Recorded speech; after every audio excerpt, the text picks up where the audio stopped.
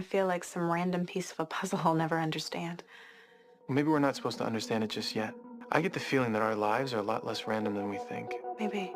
Good night, Clark. How was China? Full of surprises. Lex, what happened? Even though getting pistol whipped wasn't exactly my idea of fun, I have to admit it's good to have the old dad back. No, I had nothing to do with what happened to you in China, son. I have abandoned my search for the stones. Come on, Dad. You stole copies of my map and gave them to Lana and Jason. You used them. No, Lex, it was you who was using them.